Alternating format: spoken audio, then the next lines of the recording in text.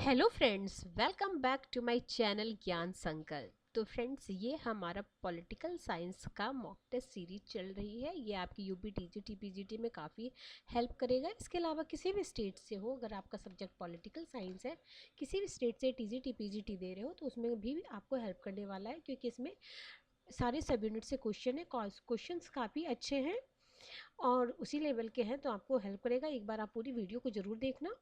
इसमें आज मैं टोटल आपको 100 क्वेश्चन कराऊंगी। इसके अलावा भी मैंने काफ़ी सारे प्रैक्टिस सेशन और मॉक टेस्ट ले रखा है, आप वो भी देख सकते हो। प्ले लिस्ट बनी हुई है फ्रेंड्स। देखिए, पहला क्वेश्चन है आज की क्लास का।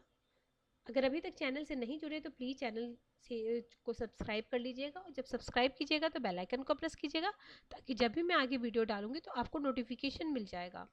देखिए, पहला क्वेश्चन है आज की क्लास का। मैं फटाफट क्वेश्चन और आंसर बताते जाऊंगी, ताकि आपको कम से कम समय में आपको अच्छे क्वेश्चंस मिल जाएं। देखिए, पहला क्वेश्चन है, ऑस्टिन ने सार्वभौमिक प्रभुसत्ता के सिद्धांत की सर्वाधिक कटु आलोचना की। ये आपके यूपी टीजीटी में 2021 में पूछा गया क्वेश्चन है। Sir Henry Maine. Option number C is the right answer. अगला क्वेश्चन है, ऑस्टिन ने अपनी प्रभुसत्ता संबंधी विचार को निम्नलिखित में से किस शीर्षक की पुस्तक में प्रतिपादित किया है। यानी या ये ऐसे पूछ सकता है, या तो फिर ऑस्टिन की बुक चार थिंकर दे देंगे और उनकी बुक्स दे देंगे, और आपको मैच द फॉलोइंग आ सकता है। तो ये लेक्चर्स ऑन जियोप्रूडेंस में दिया था उन्होंने। Option number B is the right answer.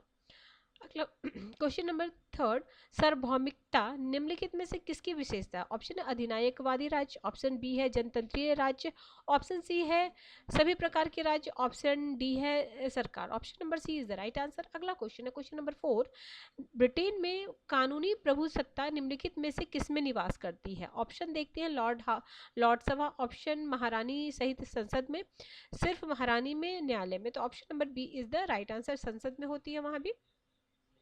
निम्नलिखित में से कौन सा गलत है। ऑप्शन देखते हैं, सार्वभौमिक प्रभुसत्ता अद्वैय है, सार्वभौमिक प्रभुसत्ता अविभाज्य है, सार्वभौमिक प्रभुसत्ता अनियंत्रित है, सार्वभौमिक प्रभुसत्ता जन इच्छा के अधीन है। तो option number D is the right answer. Question number six, तथ्यतः और कानूनी सार्वभौम प्रभुसत्ता क्या है। ऑप्शन देखते हैं, एक दूसरे के विरोधी है, ऑप्शन बी है साथ साथ अस्तित्व में रह सकती है, ऑप्शन सी एक साथ नहीं रह सकते, ऑप्शन डी एक दूसरे से किसी भी तरह संबंध नहीं रहता है। तो इसका राइट आंसर हो जाएगा साथ साथ अस्तित्व में रह सकती है, ऑप्शन नंबर बी। अगला, सार्वभौम प्रभुसत्ता शब्द का उद्भव निम्नलिखित में से किससे हुआ है। तो ये हुआ है आपका सुपरनेस शब्द से हुआ है, option number A is the right answer. अगला क्वेश्चन है, थोड़ा सा मैं इसको जूम कर देती हूँ ताकि आपको क्लियर और दिखे। ठीक है, सार्वभौम प्रभुसत्ता का बहुलवादी सिद्धांत सर्वप्रथम किसने प्रतिपादित किया था। तो बहुलवाद का जो सर्वप्रथम पूछा जा रहा है, तो वॉन गेयर्स ने किया था, option number D is the right answer. Question number 8 का आंसर डी हो जाएगा। अगला क्वेश्चन चलते, क्वेश्चन नंबर 9। क्वेश्चन नंबर 9 हमारा क्या बोल रहा है। क्वेश्चन नंबर 9, नगर राज्य शब्द जुड़ा हुआ है। तो नगर राज्य संबंध जुड़ा हुआ प्राचीन ग्रीस या यूनान से। Option number B is the right answer. राज्य के कितने तत्व, तो काफी इजी क्वेश्चन है, इसलिए मैं टाइम नहीं लगाऊंगी। चार तत्व होते हैं। अगला है, राज्य है, राज्य क्या है, एक आवश्यक संघ है, option number D is the right answer. राज्य परिवार का संवर्धन है, तो अरस्तु का ये कथन है। अगला क्वेश्चन, क्वेश्चन नंबर 13, राज्य की उत्पत्ति का कौन सिद्धांत सर्वमान्य है। तो सर्वमान्य सिद्धांत में आपको विकासवादी या ऐतिहासिकवादी हो जाएगा, सेम एक ही चीज का दो नाम है। अगला याद रखिएगा, हॉब्स ने के अनुसार प्राकृतिक अवस्था, तो हॉब्स के अनुसार प्राकृतिक अवस्था कैसी थी, एक दूसरे के खिलाफ युद्ध की स्थिति थी, option number C is the right answer. अगला, सामाजिक समझौते का सिद्धांत निम्नलिखित में से किस पर आधारित है। तो ये व्यक्तिवाद पे आधारित, क्योंकि लॉक को हम प्रथम व्यक्तिवादी भी कहते हैं। ठीक है, स्टार्ट। अगला क्वेश्चन चलते हैं, क्वेश्चन नंबर 16। 16 में क्या बोला जा रहा है। 16 में, एक मिनट एक मिनट, क्वेश्चन 16 है, लॉक ने जिस पुस्तक में सोशल कॉन्ट्रैक्ट यानी सामाजिक समझौते को प्रतिपादित किया, उसका नाम है two treaties on government. Option number B is the right answer. Locke द्वारा वर्णित प्राकृतिक अवस्था में लोग शांति एकता के साथ रहते थे, option number B is the right answer. अगला क्वेश्चन नंबर 18 है, मार्क्स के अनुसार राज्य क्या है। तो ये एक वर्ग संरचना है या शोषण का अंतर यंत्र बोलता, ऑप्शन में जैसा ऑप्शन है उसके हिसाब से आपको लगाना है। अगला है आदिम समाज के नियंत्रक कौन है? तो ये प्रथा और रिवाज है, ऑप्शन नंबर डी। बहुलवादियों के अनुसार राज्य का मुख्य कार्य है, तो मुख्य कार्य सभी संघों की गतिविधियों को समन्वित करना, ऑप्शन नंबर बी। बहुलवादी चाहते हैं राज्यों के अधिकार को सीमित करना। ठीक है। अगला, राज्य एक आवश्यक बुराई है, तो व्यक्तिवादी के अनुसार राज्य एक आवश्यक बुराई है। क्वेश्चन नंबर 23, राज्य के कार्यों से संबंधित एकवादी या एकत्ववादी सिद्धांत निम्नलिखित में से किस सिद्धांत पर आधारित है? तो वो सिद्धांत है आपका व्यक्ति राज्य के लिए है, व्यक्ति राज्य के लिए है, option number A is the right answer. राज्य का अस्तित्व मनुष्य की आवश्यकताओं के लिए हुआ, लेकिन उसका अस्तित्व मनुष्य के अच्छे जीवन के लिए बना हुआ है। ठीक है, तो इसका हो जाएगा अरस्तु, ऑप्शन नंबर। ये कई बार एग्जाम में आए हो, कई बार रिपीट हुआ ये क्वेश्चन। अगला है सभी प्रकार की संपत्ति चोरी है, किसके समक्ष है? तो ये है प्रोंधो बोलते हैं, option number D is the right answer. अगला क्वेश्चन है क्वेश्चन नंबर 26 है, स्वतंत्रता और समानता परस्पर अंगतिपूर्ण है, तो ये कौन बोलते हैं? ये बोलते हैं आपके D टॉकविले, option number D is the right answer. अगला है एक राज्य की पहचान उन अधिकारों से होती है जो वह अपने नागरिकों को प्रदान करता है। ठीक है, तो लास्की का ये कथन है। अगला है अधिकारों के कानूनी सिद्धांत के प्रतिपादन का श्रेय किसको जाता है? तो कानूनी सिद्धांत का बेंथम को जाता है, option number C is the right answer. अगला, निम्नलिखित अधिकारों में सबसे पुराना कौन सा अधिकार है? तो प्राकृतिक अधिकार, option number B is the right answer. जीवन का अधिकार क्या है? तो जीवन का अधिकार आपका एक नागरिक अधिकार है। अगला है निर्वाचक का संबंध किससे है? तो निर्वाचक का संबंध मतदाता से है, option number A is the right answer. अगला, राजनीतिक दल निम्नलिखित में से किसके लिए आवश्यक है? तो 32 का राइट आंसर हो जाएगा जनतंत्र के लिए या लोकतंत्र के लिए आवश्यक है। हित समूह की क्या विशेषता है? समूह के सदस्यों के हितों को बढ़ावा देना, यही इसकी विशेषता है, ऑप्शन नंबर बी। अगला है जनमत का निर्माण करने में किसकी सर्वाधिक भूमिका है? जनमत के निर्माण करने में तो मीडिया की बहुत बड़ी भूमिका होती है। अगला, मनुष्य एक सामाजिक प्राणी है, तो अरस्तु का कथन है। निम्नलिखित में से कौन सा एक राज्य नहीं है? तो साइप्रस भी एक राज्य है, माल्टा भी एक राज्य है, श्रीलंका भी है, त्रिपुरा नहीं है। अगला है आधुनिक राज्य है, आधुनिक राज्य क्या? राष्ट्र राज्य है। देखो त्रिपुरा राज्य क्यों नहीं, कि ये संप्रभु नहीं है, क्योंकि राज्य के लिए 4 आवश्यक तत्व हैं। त्रिपुरा किसी भी दूसरे देश से कोई भी समझौता नहीं कर सकता है, संप्रभु नहीं है, है ना, तो ये राज्य नहीं है। हम ऐसे सामान्य बोलचाल की भाषा में भारत में इतने राज्य बोलते हैं, लेकिन वो जो राज्य हम पॉलिटिकल साइंस में जो राज्य की बात करते हैं वो राज्य नहीं है ये। ठीक है, आप समझ में आ गया होगा आपको। अगला क्वेश्चन नंबर 38,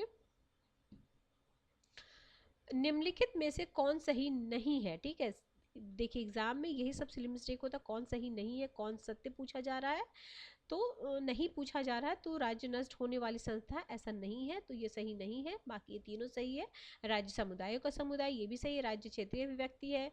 राज्य एक मुक्त संस्था है। ठीक है, अगला क्वेश्चन है, निम्नलिखित कौन सा कथन सत्य? सत्य पूछा जा रहा है अब यहाँ पे, तो सत्य क्या हो जाएगा? समाज का उद्भव राज्य से पूर्व हुआ, बिल्कुल सही बात है। पहले समाज हुआ, पहले लोग परिवार हुआ, परिवार के बाद ग्राम बना, ग्राम फिर समाज बना, समाज के बाद हमने राज्य का निर्माण किया है, option number C is the right answer. अगला क्वेश्चन है सर्वहारा वर्ग के अधिनायकत्व के बारे में। तो सर्वहारा के वर्ग के अधिनायकत्व के बारे में मार्क्स और एंजल्स ने कम्युनिस्ट मैनिफेस्टो में लिखते हैं, option number B is the right answer है। अगला है राज्य अपने आप में एक साध्य है। ठीक है, तो ये हो जाएगा प्राचीन यूनानी विचारकों जैसे प्लेटो आदर्शवादी विचारक है, वो आदर्शवादी राज्य को साध्य मानेंगे। ठीक है, अगला क्वेश्चन है अधिकतम लोगों की अधिकतम हित किसमें निहित है? तो उपयोगितावादी विचारधारा में निहित है। समाजवाद शब्द को सबसे पहले कौन बोले थे? तो रॉबर्ट ओवन ने कॉइन किया था समाजवाद वर्ड को, option number C is the right answer. उपयोगितावादी दर्शन का प्रमुख प्रवर्तक कौन है? तो बेंथम है।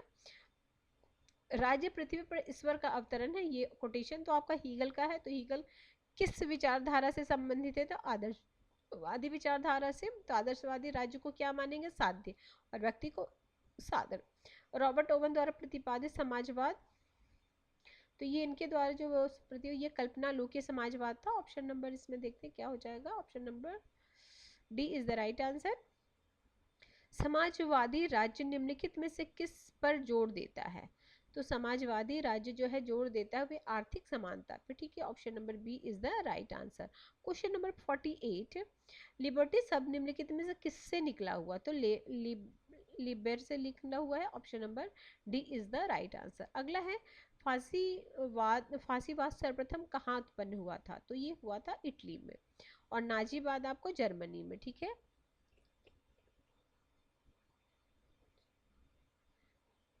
अगला है जनतंत्रीय समाजवाद। तो जनतंत्रीय, क्वेश्चन नंबर 50 का राइट आंसर हो उदारवाद और साम्यवाद के बीच की विचारधारा है जनतंत्रीय समाजवाद। अगला है सरकार का व्यवस्थित वर्गीकरण सर्वप्रथम किसने किया था? तो अरस्तू ने किया था। अगला, अलिखित संविधान का स्रोत क्या होता है? परंपरा और रिवाज। और अभी कितने अलिखित संविधान कहाँ कहाँ पे हैं? आपको ब्रिटेन में है, न्यूजीलैंड में है, इजराइल में है, और शायद सऊदी अरब में, और एक दो जगह होगा। आप एक बार गूगल पे सर्च करके देख लेना, क्योंकि वो भी क्वेश्चन पूछा जा सकता है कि निम्नलिखित में से कहाँ पे अलिखित संविधान है। ब्रिटेन तो सबको पता है, ठीक है। इसके अलावा भी कहाँ कहाँ है वो एक बार आप जरूर देख लेना। अगला है, संसदीय सरकार किसके बगैर नहीं चल सकती है?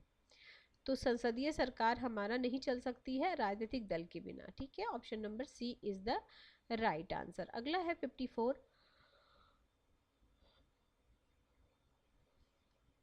संसदीय सरकार का अध्यक्ष होता है? ऑप्शन नंबर ए राजा। ऑप्शन नंबर ए 54 का हो जाएगा 55।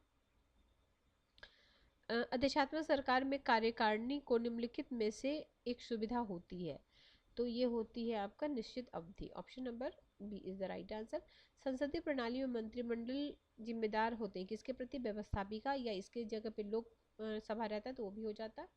अगला, अधिशात्मक व्यवस्था में मंत्रिमंडल किसके प्रति उत्तरदायी होती है? तो अधिशात्मक में होती है आपके राष्ट्रपति के प्रति, और इसमें होती है व्यवस्थापिका के प्रति, ठीक है, याद रखना। निम्नलिखित में से एक अधिशात्मक व्यवस्था की मुख्य विशेषता है? तो अधिशात्मक की मुख्य व्यवस्था देखिए, ऑप्शन देखते, लिखित संविधान, संघीय व्यवस्था है, आगे है उत्तरदायी उत्तरदायी कार्यकारी और मुख्य कार्यपालिका की निश्चित अवधि। तो ऑप्शन नंबर डी। एकात्मक सरकार की एक मुख्य विशेषता यह है कि इसमें सरकार का संपूर्ण क्षेत्र नियंत्रण होता है, सरकार का संपूर्ण क्षेत्र नियंत्रित होता है। अगला, उपनिवेशवाद कहाँ प्रचलन में होता है? उपनिवेशवाद का प्रचलन, तो ये हो जाता है मजबूत और शक्तिशाली देश में। Option number C is the right answer. 60 का 61 का हो जाएगा, भारत में ब्रिटिश उपनिवेशवाद के द्वितीय चरण में अत्यधिक दबावकारी कदम उठाए गए थे। तो 61 का हो जाए Lord Lytton. Option number A is the right answer. अगला है, भारत में द्वैध शासन व्यवस्था किस अधिनियम द्वारा लागू किया गया था? तो द्वैध शासन हुआ था 1919 के द्वारा। अगस्त घोषणा 1917 निम्नलिखित में से किसका आश्वासन किया गया था? तो इसमें आश्वासन किया गया था आपका स्वशासन की संस्थाओं की धीरे धीरे स्थापना, स्वशासन की स्थापना की धीरे धीरे स्थापना। Option number C is the right answer. 64 हो जाएगा, सरदार पटेल किसके बाद उनको प्रमुखता मिली थी? तो बारदौली सत्याग्रह के बाद। भारत में सांप्रदायिक प्रतिनिधित्व को किस वर्ष लागू किया गया था? तो 1919 में। केसरी के संस्थापक कौन थे? बाल गंगाधर तिलक। इंडियन एसोसिएशन 1866, तो ये है आपका Dadabhai Naoroji. Option number A is the right answer. अगला, सार्वजनिक पूना सभा जो 1870 में हुआ था उसकी स्थापना किसने की है? तो ये गोविंद रानाडे है, रानाडे है, एम जी रानाडे। अगला है, प्रांतीय स्वायत्तता निम्नलिखित किस अधिनियम द्वारा प्रदान की गई थी? तो 1935 के अधिनियम के द्वारा। Option number C is the right answer. अगला है क्वेश्चन नंबर 70, आंतरिम सरकार 24 अगस्त 1946 को किसके नेतृत्व में बनी थी? तो ये पंडित जवाहरलाल नेहरू के नेतृत्व में बनी थी। डी हो जाएगा इसका राइट आंसर। 71 है, सांप्रदायिक अवार्ड का लक्ष्य है, तो क्या है? सांप्रदायिक स्वार्थों और भावनाओं को बढ़ावा देना। Option number C is the right answer. Poona में 1932 में पूना पैक्ट कौन सा प्रावधान था? तो 1932 में जो पूना पैक्ट हुआ था उसका प्रावधान था संयुक्त निर्वाचन व्यवस्था तथा केंद्रीय व्यवस्था में दलित सीटों का आरक्षण, ऑप्शन नंबर डी। देखिए ये भी पूछा जा सकता है, पूना पैक्ट कब हुआ था, ये भी ध्यान रखें 1932 में। अगला है भारत छोड़ो प्रस्ताव कांग्रेस द्वारा किस वर्ष पारित हुआ था। भारत छोड़ो प्रस्ताव किस वर्ष पारित हुआ था, तो ये था 1942 में, option number B. Government of India act 1935 के अंतर्गत चुनाव किस वर्ष कराया गया था, तो 1937। अगला Indian Hindustan socialist republic army की स्थापना Chandrashekhar Azad, option number C is the right answer. 75 का सी हो जाएगा। 76 हो जाएगा। भारत संविधान सभा का गठन किस वर्ष किया गया था, तो 76 का हो जाएगा 1946। भारत का संविधान किस दिन अंगीकृत किया गया था। देखिए अंगीकृत और पूर्ण रूप से लागू होना दो अलग अलग बातें हैं। तो अंगीकृत किया गया था 26 नवंबर 1949 को और पूर्ण रूप से लागू हुआ था 26 जनवरी 1950 को। कुछ कुछ आर्टिकल इसी दिन लागू हो गए थे, बट जो संपूर्ण संविधान जो था तभी हम लोग 26 जनवरी को गणतंत्र दिवस मनाते हैं, बट जो अंगीकृत किया गया था तो वो होता है 26 नवंबर। तो ध्यान रखना दोनों बातों में डिफरेंस है। अगला संविधान प्रारूप समिति के अध्यक्ष कौन है, तो 78 का right answer B R Ambedkar है, ऑप्शन नंबर ए। भारत का संविधान तो ये कठोर और लचीला दोनों है, क्योंकि देखो यहाँ पे जो संशोधन होता है उसमें कुछ संशोधन तो आपके साधारण विधेयक की तरह हो जाता है, कुछ में 2/3 बहुमत की आवश्यकता होती है, इसलिए यहाँ कठोर और लचीला दोनों का मिश्रण है हमारे संविधान में संशोधन। भारतीय संविधान में संसद द्वारा जिससे संशोधन किया जा सकता है। अगला क्वेश्चन नंबर 80 का राइट आंसर हो जाएगा साधारण बहुमत द्वारा, ऑप्शन नंबर 2/3 बहुमत दे रखा क्या है, एक मिनट। क्वेश्चन नंबर 80 भारतीय संविधान में संसद द्वारा जिसमें ज्यादा संशोधन किया जा सकता है, अच्छा 2/3 बहुमत द्वारा, option number B is the right answer. अगला है निम्नलिखित में कौन सा नीति निर्देशक तत्व गांधीवादी कहा जाता है, तो ये है स्वशासन को प्रभावी बनाने के लिए ग्राम पंचायतों का गठन। ये हमारा आर्टिकल 40 में दिया गया था नीति निर्देशक तत्व में। अगला मौलिक अधिकार का अध्याय कौन सा है, तो तीसरे क्या है, हाँ तो भारतीय संविधान के मूल अंग है, मूल इसका अंग है, कोई संशोधन के द्वारा नहीं जुड़ा है। न्यायिक पुनर्विलोकन का अधिकार किस में है, तो उच्चतम न्यायालय में है। भारत में राज्यों के बीच होने वाली आपसी विवाद के समाधान के लिए उच्चतम न्यायालय किस क्षेत्राधिकार के अंतर्गत ये आता है, तो मौलिक या मूल क्षेत्राधिकार। दो या दो से अधिक राज्यों के बीच अगर विवाद होता है तो उसमें सर्वोच्च न्यायालय का जो क्षेत्राधिकार वो मूल या मौलिक क्षेत्राधिकार के अंतर्गत आता है। शिक्षा को राज्य सूची से हटाकर समवर्ती सूची में किस संशोधन के द्वारा, तो ये 42वें संवैधानिक संशोधन द्वारा। ये कब हुआ था, ये भी ध्यान रखना, ये भी आता 1946 को हुआ था, इंदिरा गांधी प्रधानमंत्री थी उस समय। अगला है इसे मिनी कॉन्स्टिट्यूशन भी बोलते हैं, 44वां हुआ था आपका 1978 में। राज्य के गवर्नर की नियुक्ति कौन करता है, तो राष्ट्रपति करते हैं। मंत्रिपरिषद में फेरबदल का अधिकार किसे है, तो प्रधानमंत्री कर सकते हैं। मंत्रिपरिषद किसके प्रति उत्तरदायी होता है, तो लोकसभा के प्रति उत्तरदायी होता है। इसमें 100 विषय हैं। संविधान संशोधन के लिए जनता द्वारा मतदान का, ये मतलब कोई नहीं हो जाएगा इसका आंसर। संविधान में संशोधन के लिए जनता का कौन सा मतदान प्रयोग कहाँ किया जाता है, तो ये 90 का राइट आंसर हो जाएगा आपका, ऑप्शन नंबर, देखते हैं क्या क्या ऑप्शन, ऑप्शन नंबर सी। अगला है भारत में राज्यों का संघ कहा जाता है, क्यों कहा जाता है, क्योंकि केंद्रीय सरकार और अधिकारों की दृष्टि से अधिक शक्तिशाली है, ऑप्शन नंबर सी। भारतीय संघात्मक व्यवस्था एकात्मक हो सकती है, तो 92 का राइट, बाहरी संकट के समय। अगला कानून शासन व्यवस्था का उद्भव सर्वप्रथम कहाँ हुआ था, तो 93 का हो जाएगा ब्रिटेन, ऑप्शन नंबर सी। फिर है अमेरिका के राष्ट्रपति को निर्वाचक मंडल द्वारा, ऑप्शन नंबर डी। अमेरिकी राष्ट्रपति पद ग्रहण करते तो 20 जनवरी। अमेरिकी सीनेट किसके प्रति प्रतिनिधित्व प्रदान करता है, तो 96 का हो जाएगा अमेरिकी संघ की इकाइयों को। अगला है अमेरिका में न्यायिक पुनर्विलोकन का अधिकार, तो सिर्फ उच्चतम न्यायालय को। निम्न कौन सोवियत संघ की संघीय इकाई नहीं थी, तो ये हो जाएगा आपका ये राष्ट्रीय गणराज्य, ऑप्शन नंबर। निम्नलिखित में कौन सा ग्रुप पूर्व संघ का भाग नहीं है, तो ये 99 का है। ये तुर्क। और ऑप्शन नंबर डी, इसका राइट आंसर निम्नलिखित में कौन सा पूर्व सोवियत संघ की साम्यवादी पार्टी का निम्नतम संकाय नहीं है?